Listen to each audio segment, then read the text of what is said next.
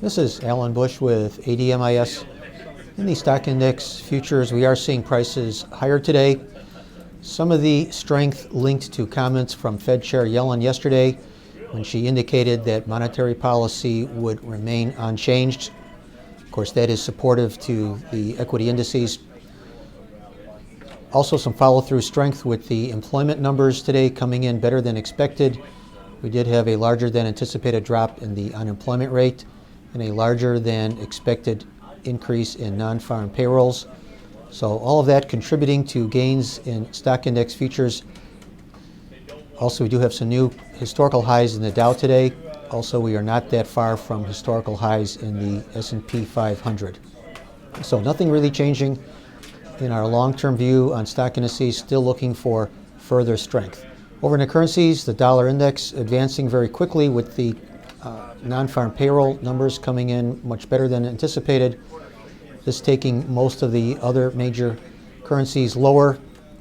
We also had the pound under some pressure, even though we did have a report showing that there is a record increase in employment in the UK services industry. Pressure in the Australian dollar after the Reserve Bank of Australia warning investors that there could be a decline in the Australian dollar.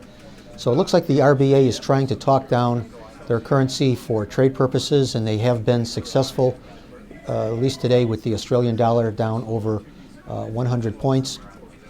Longer term, still looking for lower in the dollar in spite of strength today, lower in the yen, and also still looking for higher in the British pound. In fact, it was just yesterday that we did see a new 6-year high in the pound. And in the interest rate markets, several days of lower prices taking us into very important support areas. The employment numbers, a bearish influence today, but we are thinking now that with this bearish news fully reflected in current pricing, that we are likely to see at least a partial recovery into today's close. Longer term, nothing changing, still looking for higher prices across the board in the interest rate futures markets. Once again, these are my opinions alone and are not the opinions of ADMIS or Archer Daniels Midland. I know. I've been sure.